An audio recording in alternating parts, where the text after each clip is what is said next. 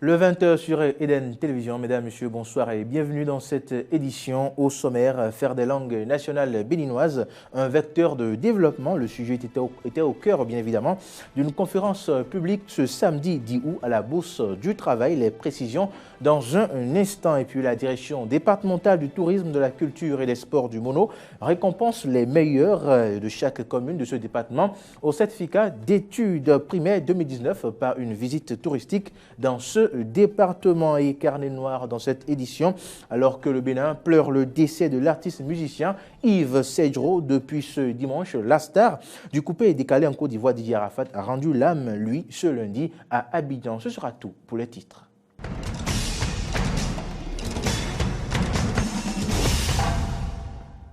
Merci de votre fidélité renouvelée à Eden Télévision. Alphabet et langue nationale comme éveilleur de conscience des peuples et des nations. Cas de l'alphabet Bekoun, c'est le thème d'une conférence publique tenue ce samedi 10 août 2019 à la Bourse du Travail de Cotonou. Compte rendu avec Frédéric Espoir, Romambou. Le Bekoun, nouvel alphabet, une invention de feu Togbedi Adibert, perpétuée par Wessé Aïk Bedekin. Le faire connaître, le faire adhérer et le vulgariser, c'est ce qui a motivé cette conférence de presse publique, au cours de laquelle les porte-paroles du groupe Bekoun ont exposé une infime partie des nombreuses recherches et étalé la pluralité des bénéfices qui pourraient découler de son adoption. Car, rappelle le coordonnateur Toyon Doudedi Fatina, aucun peuple ne peut se développer avec la langue des autres. Vous comprenez que ce n'est pas avec la langue des autres que nous allons nous développer de façon authentique. Et que ce n'est pas avec la langue des autres que nous allons restaurer notre identité. De ce fait, il est clair que ce déni doit prendre fin. Ce nouvel outil de développement se veut vecteur d'un système éducatif pour avoir des citoyens libres, pleins, finis et épanouis. C'est donc une clé pour l'accomplissement humain qui peut se présenter en quelques lignes comme suit. Dans un monde qui se fait sans eux, ces enfants de ce pays, disais-je, ont mis en place un système éducatif authentique dont les outils formidables de développement vous ont été présenté tout à l'heure et qu'ils ont donc créé. Il y a l'alphabet Bekoun de 33 lettres pour écrire toutes les langues du monde. Il y a une philosophie libératrice de toutes les pires formes d'assujettissement et d'avilissement qui rendaient le peuple noir esclave à vie. Un système éducatif authentique, apte à construire une nouvelle nation intégrant ses propres valeurs, dont les produits soient pleins, finis et épanouis, libérés de toutes les formes d'emprise d'extraversion. Ce système qui comprend le cycle primaire, secondaire et universitaire, qui va contribuer à la formation des citoyens de type nouveau, ayant leur esprit uniquement orienté vers la construction authentique de leur valeurs nationales. C'est pourquoi le coordonnateur du groupe Bekoun appelle les uns et les autres à son acceptation pour la restauration de l'homme.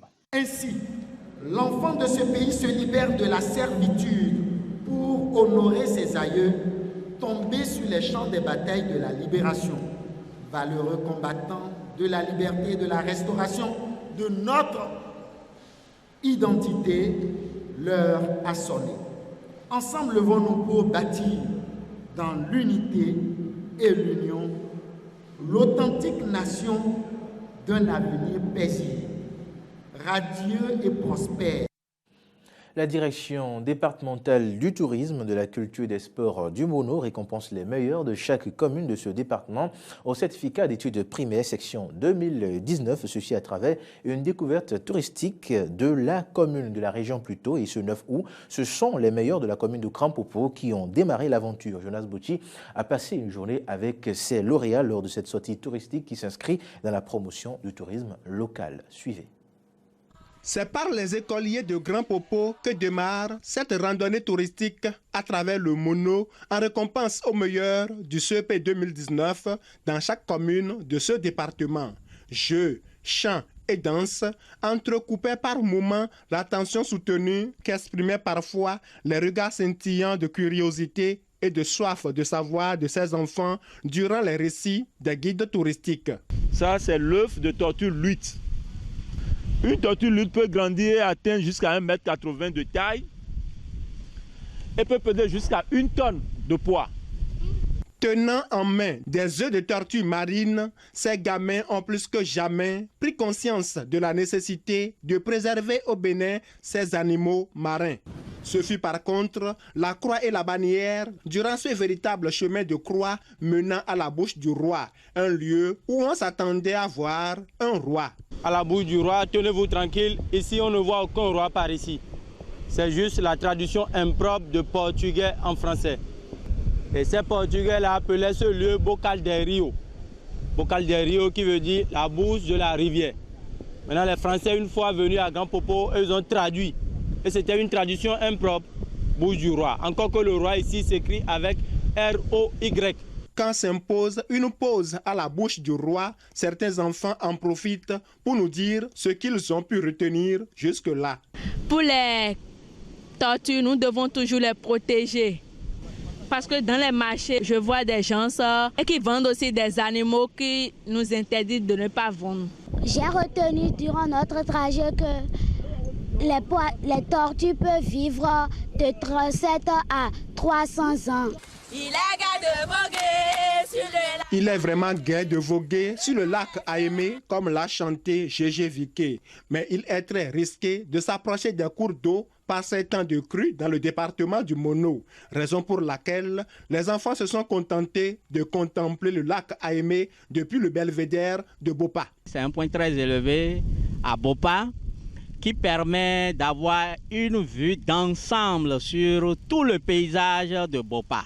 Comme un oiseau dans les grands cieux, il faut marcher, il faut franchir l'espace, car notre temps est précieux. Le temps est vraiment précieux puisqu'il faut se rendre maintenant à Lokossa pour une spéciale conférence administrative départementale avant de boucler ce périple touristique par la compagnie béninoise de textile CBT de Lokossa. Avec eux, nous sommes en train de faire la promotion du tourisme interne, mais en même temps, nous sommes en train de récompenser l'excellence, de faire la promotion de l'excellence à travers ces jeunes-là qui ont brillamment représenté le département en faisant de très belles performances au niveau du certificat d'études primaires 2019. Futurs candidats au CEP dans le département du Mono, préparez-vous car l'année prochaine, c'est votre tour. Politique, le ministre de l'Économie et des Finances a autorisé les structures étatiques à s'approvisionner en carburant et lubrifiant auprès des sociétés privées à hauteur de 100%. Pour les agents de la Sonacop, Société nationale de commercialisation des produits pétroliers, cette décision remet en cause des efforts fournis par la structure et vient préparer le lit à sa fermeture. Suivant ici leurs arguments. Nous permettons très respectueusement de solliciter de la haute autorité une audience pour lui présenter la situation réelle plaise à elle. Nos précédentes lettres de demande d'audience sont malheureusement restées sans suite. Comme vous vous en rendez compte, la Sonacop a du potentiel et elle est viable. J'exhorte la nouvelle direction générale à la bonne gouvernance, aussi bien administrative que financière. Nous veillerons et dénoncerons à temps et à comptant toutes les dérives qui seront constatées. Notre déclaration de ce soir n'est qu'un cri de cœur, un SOS, une plaidoirie à l'endroit du chef de l'État. Son Excellence, M. Patrice Athanase Guillaume Talon, président de la République, père de la nation. Nous, travailleurs, sollicitons du chef de l'État et de son gouvernement la mise à la disposition de la Sonacop d'une lettre de confort sans engagement de paiement par l'État pour rassurer les partenaires financiers. L'autorisation au fait de constituer une garantie hypothécaire sur titre foncier de certains biens immobiliers. L'autorisation de la rénovation du pipeline du dépôt-port à travers un partenariat public-privé. L'attribution à 50% de la part du marché des structures de l'État. La SONACOP est hautement stratégique pour le Bénin. La SONACOP est le bras opérationnel de l'État dans sa politique d'importation, de stockage et de distribution des produits pétroliers au Bénin. La SONACOP incarne au Bénin le secteur formel. Sa disparition sans une alternative crédible serait une consécration et une légitimation du secteur informel. Les travailleurs de la SONACOP ne sont pas les seuls à se soucier de la survie de leur structure. Eh bien, sur la note du ministre des Finances, Romuald Wadaï, certains citoyens se sont prononcés au micro Eden Télévision de Maury et Arnaud Agua et bien sûr de Diaspora FM. Moi-même, j'aimerais me poser une question. La SONACOP, c'est une société d'État. Et depuis un certain nombre de mois, bien d'années, je vais dire, la SONACOP a vraiment des difficultés. Nous tous qui sommes des consommateurs, parfois on voit la SONACOP, mais on a des difficultés à s'approvisionner. La gestion de la SONACOP est décriée. Tout le monde reconnaît ça, donc les failles dans la gestion, tout le monde reconnaît ça. Mais pourquoi ne pas commenter un audit, histoire de pouvoir revenir, repartir sur de nouvelles bases, pour pouvoir sauver ces milliers d'emplois. Autoriser les services de l'État, je dis ça règle un problème, mais de l'autre côté, qu'on essaye un peu de se pencher de l'autre côté pour voir un peu comment procéder à un rééquilibrage pour que les choses puissent repartir plus sur de nouvelles bases, quoi. Je pense que c'est une bonne décision parce qu'on ne peut pas continuer à aller dans les stations et ne pas avoir du carburant parce que on voit tout ce qu'il y a comme rang. À chaque fois qu'on va à la SONACOP pour s'approvisionner, c'est difficile. Et s'il y a d'autres stations qui peuvent nous dépanner, on prend. On n'a pas dit non, pourquoi ça doit être forcément la SONACOP, non. Je pense que déjà c'est une bonne décision, le fait d'avoir autorisé cela. Maintenant, pour les agents de la SONACOP, ils ont raison, parce que c'est toujours pas facile de perdre son emploi. Donc s'ils peuvent trouver une solution pour aussi désormais régler le problème de la SONACOP, pour ne pas encore créer des gens qui iront à de nouveaux chômeurs, on dirait. Donc, l'idéal serait de trouver une solution pour la SONACOP pour qu'on puisse avoir plusieurs sites, plusieurs stations. Il y aura la SONACOP, il y aura d'autres. On pourra se réapprovisionner là où on veut. Les clients ont déserté carrément la SONACOP. Alors que la SONACOP, c'est notre station, c'est notre identité. C'est là depuis pas mal d'années. Il y a des privés là-dedans, il y a pour l'État aussi là-dedans. Mais est-ce que l'État va se permettre de les tuer ou bien de les faire disparaître? Normalement, on devait leur demander comment faire pour les faire résister ou bien les faire vivre avec le temps. Ils pouvaient, s'ils veulent, ils peuvent leur dire de changer le nom et ils vont continuer à les approvisionner ou bien leur demander d'investir encore là-dedans. C'est normal que les fonctionnaires de ces SONACOP-là se réveillent et disent leur mécontentement.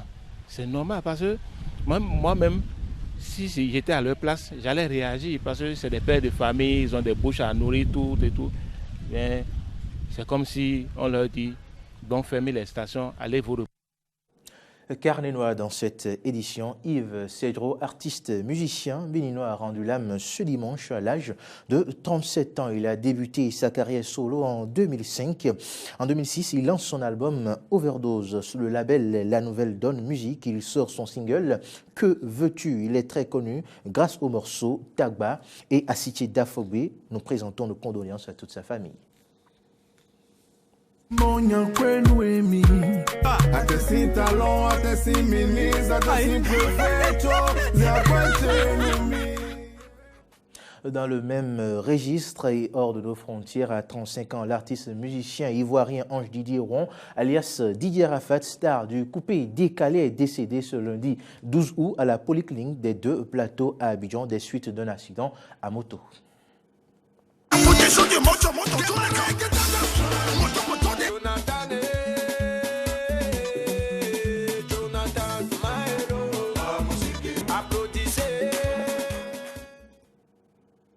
Eh bien, nous poursuivons cette édition. Au moins 7 personnes, dont 2 soldats, ont été tués dans 2 attaques djihadistes contre une base militaire et un village du nord-est du Nigeria.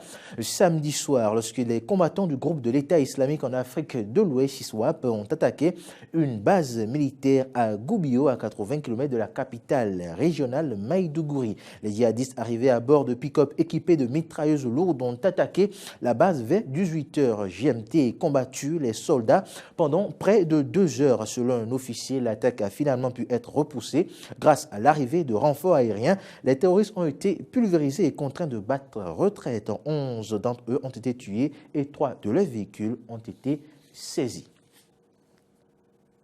En Afrique du Sud, les morgues débordent sous l'afflux de cadavres qui ne sont jamais réclamés. La seule solution, essayer d'identifier les corps pour permettre aux familles éplorées de faire le deuil. Mort dans l'anonymat, à Johannesburg.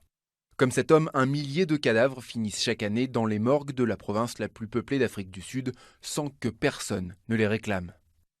Faute de documents d'identité, les médecins légistes sont les seuls à pouvoir découvrir qui ils étaient et essayer de retrouver leur famille. Les principaux moyens d'identification sont l'ADN, les empreintes digitales et l'étude des dents. Après, on peut utiliser des identifiants secondaires qui sont des caractéristiques générales de l'individu. La couleur des cheveux, des yeux, la taille et le poids. En cas d'échec, et après 1 mois en chambre froide pour laisser le temps aux familles de se manifester, c'est le gouvernement qui prend en charge les funérailles. Aujourd'hui, les fossoyeurs de ce cimetière en lisière de Johannesburg enterrent 46 corps, sans personne pour les pleurer. La plupart de ces morts seraient des immigrés clandestins venus chercher du travail à Johannesburg. Les familles ne savent pas s'ils sont vivants ou morts. Ils ont parfois des nouvelles de la part d'amis, etc., des informations contradictoires. Et les parents souffrent de cette perte ambiguë, de ne jamais savoir s'ils sont vraiment morts. La Croix-Rouge travaille avec ces communautés pour essayer de réunir les migrants et les familles qu'ils ont quittées. Sampinia Ndou est arrivé en Afrique du Sud il y a plus de 40 ans et n'a plus revu sa famille depuis. La Croix-Rouge a retrouvé sa trace et fait venir sa sœur et son neveu du Zimbabwe. On a immigré ensemble en 1974. J'avais environ 14 ans. Puis je suis rentré en 1976 et j'ai laissé Sampinia ici. Depuis, je ne savais pas si Sampinia était vivant.